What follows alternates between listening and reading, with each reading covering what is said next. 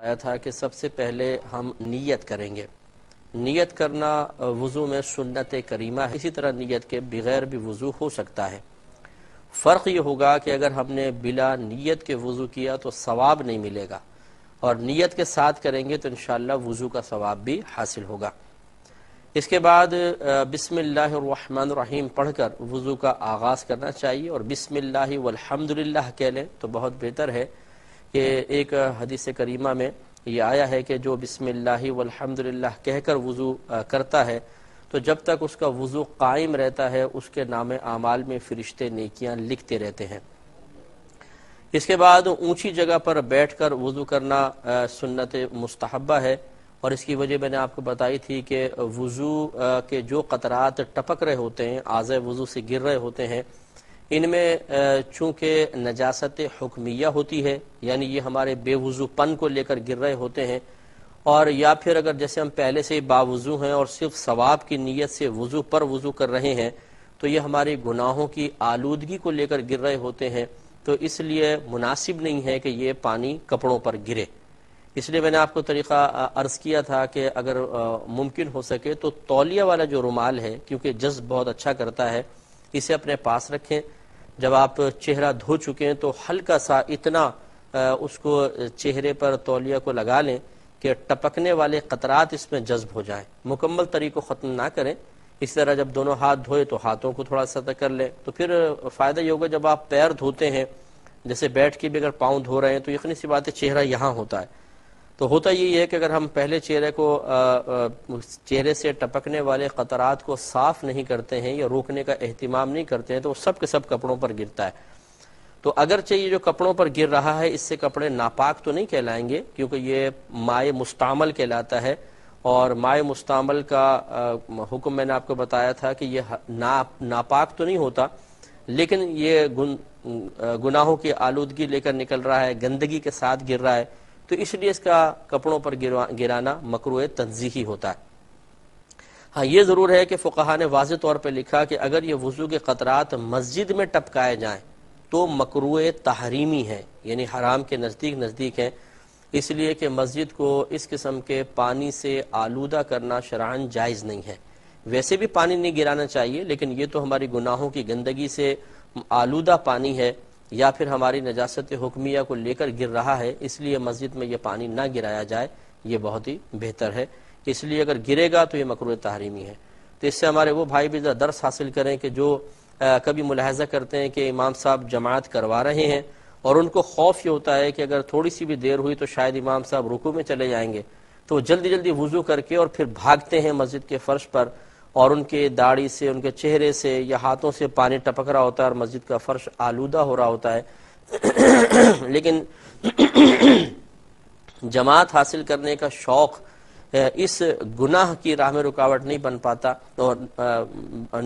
اور وہ بھاگتے ہوئے مسجد کو آلودہ کرتے ہوئے نکل جاتے ہیں، یہ قطعاً غیر مناسب، اس میں احتیاط کرنی چاہیے۔ اس کے بعد اب ہم کلی کریں گے، پہلے کلی کریں، سیدھے ہاتھ سے کلی کرنا سنت مبارکہ ہے، اور کلی کرنے کا مطلب صرف یہ نہیں ہے کہ تھوڑا پانی منہ میں لیں اور گھما کے پھینک دیں، بلکہ وضو میں کلی کرنا اور اس کے بعد ناک میں پانی چڑھانا سنت مؤکدہ ہیں۔ سنت مؤکدہ کا حکم یہ ہے کہ ایک دو بار ترک کیا تو برا کیا، اور ترک کی عادت بنا لیں گے تو گناہ گار ہوں گے، اور اس میں غرغرہ کرنا بھی سنت ہے، اس لیے غرغرہ کیا جائے۔ آج کے پہلے سائل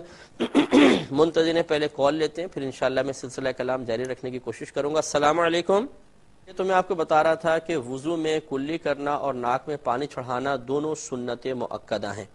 لیکن کلی کرنے کا یہ طریقہ نہیں ہے کہ تھوڑا سا پانی لیا اور صرف منہ میں گھما کر پھینک دیا، بلکہ غرغرہ بھی کرنا ہے۔ تو گویا کہ منہ میں پانی گھمانا پھر غرغرہ کرنا، یہ دونوں مل کر ایک سنت مؤکدہ ہیں۔ تو اگر کوئی صرف منہ میں پانی گھماتا ہے اور غرغرہ نہیں کرتا ہے تو اس کا مطلب ہے کہ وہ سنت مؤکدہ پوری نہیں کر رہا ہے، اور آپ کو معلوم ہے کہ سنت مؤکدہ، جیسے بھی میں نے بتایا کہ سنت مؤکدہ کا ایک دو بار چھوڑنا برا ہے، یعنی گناہ گار تو نہیں بنیں گے، شریعت ناپسند کرتی ہے، لیکن اگر اس کے چھوڑنے کی عادت بنا لیں گے تو پھر گناہ گار بھی ہوں گے۔ تو اس لیے کلی غرغرے سمیت ہی کریں، اگر کوئی نہیں کرتا ہے تو آئندہ کرنے کی کوشش کریں۔ ایک دفعہ کلی کرنے کے بعد پھر مسواک کرنا سنت مؤکدہ ہے، یہ بھی سنت مؤکدہ لکھا ہے فقہاء نے کہ کلی کرنے کے بعد مسواک کی جائے۔ اگر آپ کے پاس مسواک نہیں ہے تو آپ انگلی دانتوں پر پھیر لیں، یہ کافی ہے، یا اگر ہونا تو یہ چاہیے کہ آپ مسواک ہی لیں، کیونکہ یہ اعلی ادائے سنت ہے،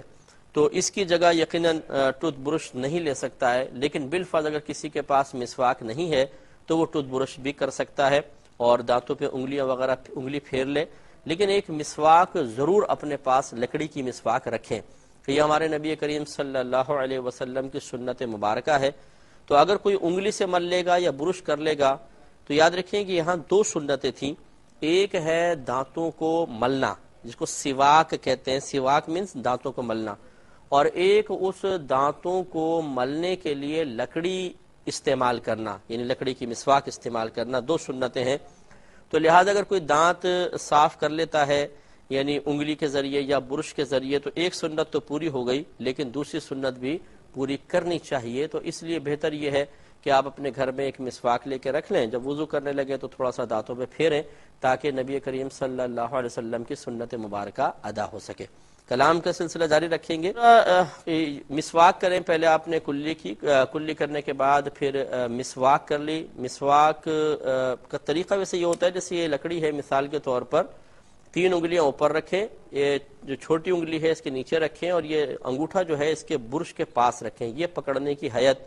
بزرگان دین نے نقل کی ہے۔ اس کے بعد بسم اللہ الرحمن الرحیم پڑھ کر پہلے سیدھی طرف اوپر والے دانتوں کے اندر اچھی طرح مسواک کریں،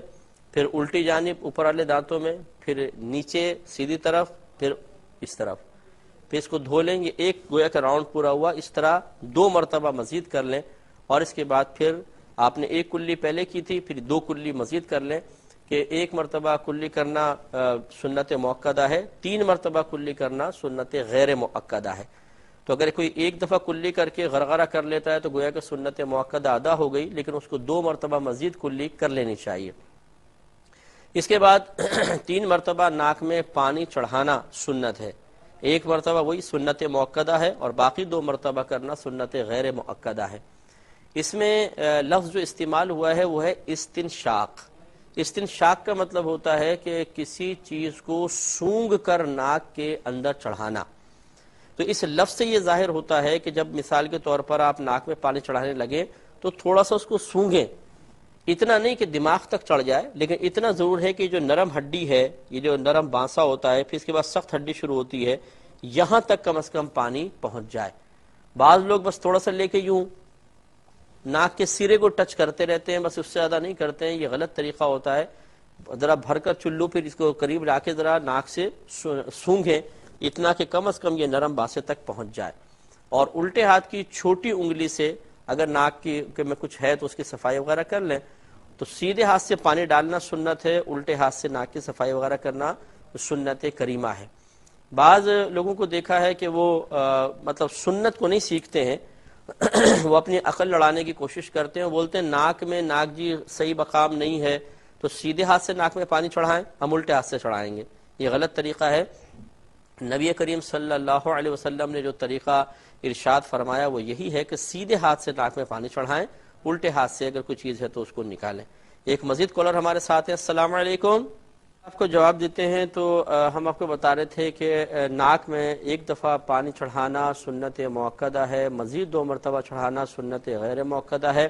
اور پانی چڑھانے یعنی ناک میں پانی ڈالنے کا طریقہ یہ ہے کہ آپ چلو میں پانی لیں اور اس کو تھوڑا سونگیں تاکہ نرم ہڈی تک پانی پہنچ جائے۔